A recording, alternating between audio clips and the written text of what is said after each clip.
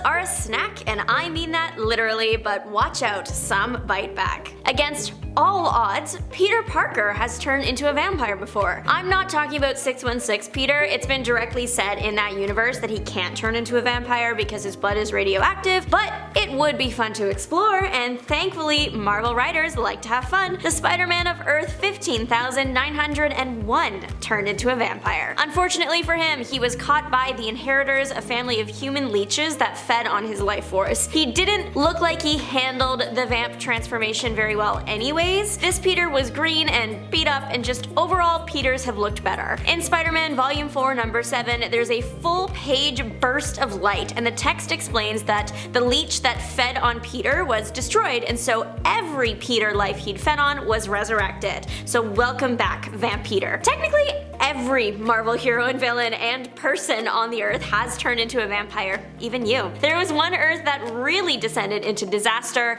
Earth 2010 is a mess that was cleaned up, but not without extreme levels of loss. Everyone on this Earth had been turned into vampires. That meant that vampires started turning each other into their snacks, and it was super messy. Just because someone is a vampire doesn't mean they're completely lost mentally though. Reed Richards and some other supers recognized that this was not a good world, and there was potential that the vampirism could spread across their universe, so he developed a trinket to prevent that, a bomb capable of blowing up the entire Earth. The problem was he wasn't brave enough to use it. Thankfully, Bloodstorm, who is Vampire Storm, who we will talk about later, and Arno Stark's Iron Man, who was a human, could not imagine how a human was feeling on that world. Those two appeared in the 2010 universe and told Richards about the celestial embryo within the Earth's core, and that just made him feel brave enough to detonate the bomb. The vamps were taken care of, to say the least, as well as their entire Earth. Captain America had a vampire era on Earth 1610, aka the Ultimate Universe. In this world, vampires started attacking the superhuman community like they usually do, but in this world it looked like people were just going missing. So Steven Rogers offered to track the missing people down. During the mission, Rogers and co. ran into Raymond Connor's Daredevil.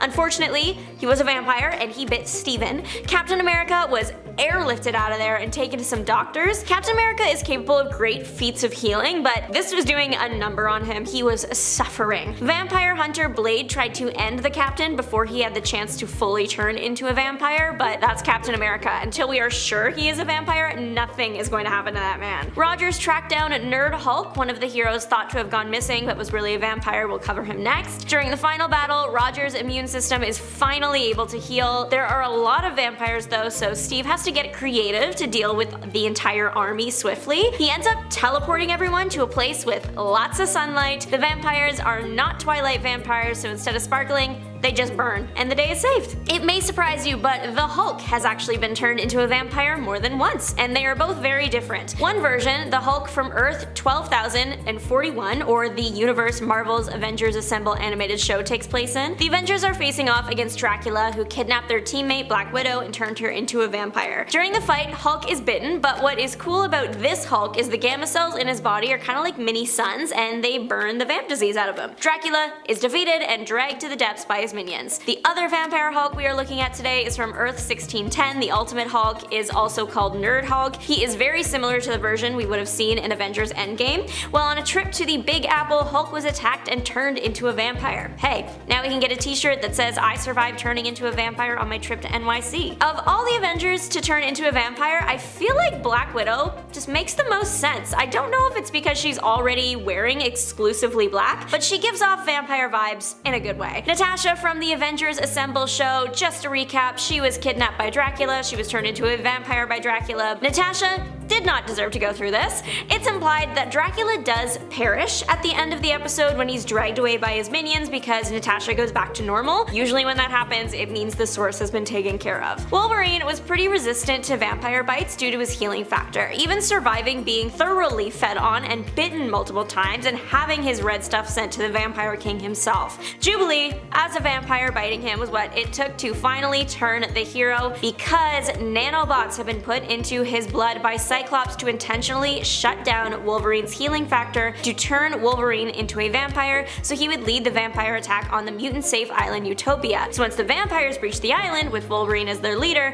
the nanobots could be turned off, restoring Wolverine's healing factor and healing his vampirism, turning the tide of the fight. There was a different universe that originated from a What If comic in which Wolverine was the lord of the vampires. It's Earth 9140, and in this world Dracula made the X-Men his vampire servants, but Wolverine's too strong-willed to be a servant to Dracula and exterminated him.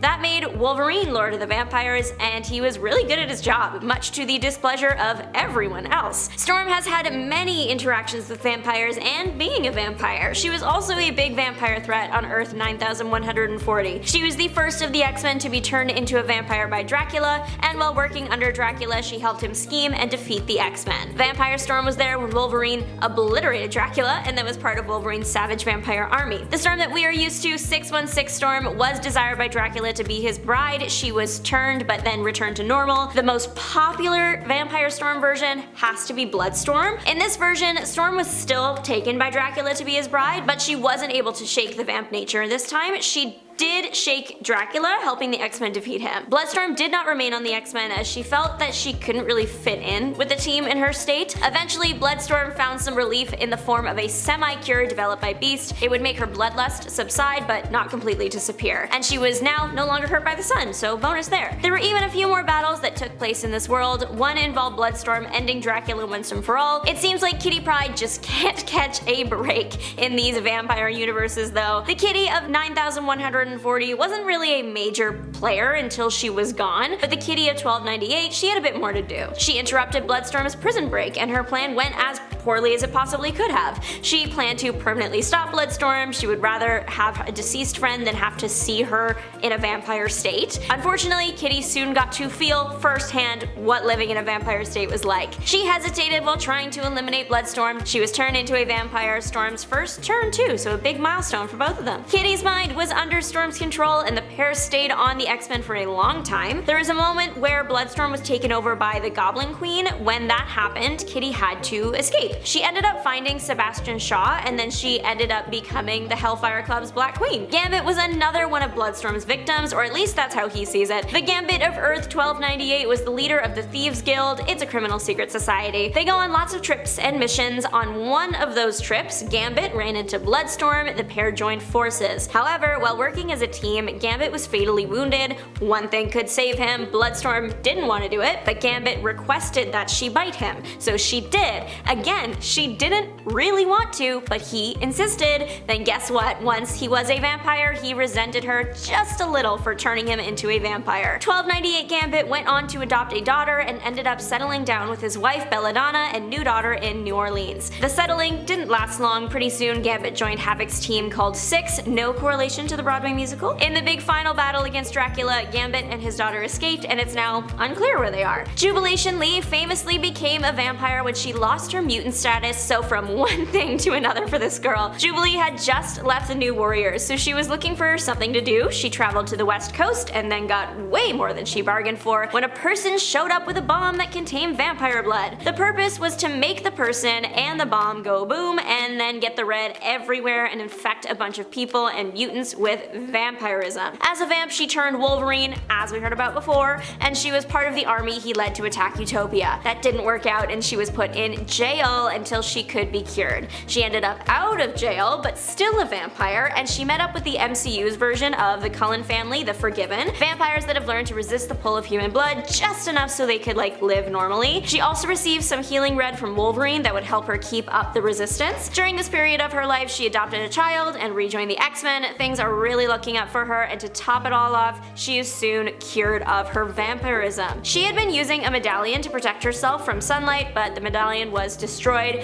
so Quentin Quire sacrificed the fragment of the Phoenix Force he had to cure her, and as a nice little bonus, he restored her former powers too. So she was surviving and thriving. Thanks so much for watching. Don't forget to like, subscribe, and make your mark on the comment section down below. Let me know which heroes you would cast in your remake of Twilight. I would pay to see Deadpool as Bella. This is Juliana signing off. Bye!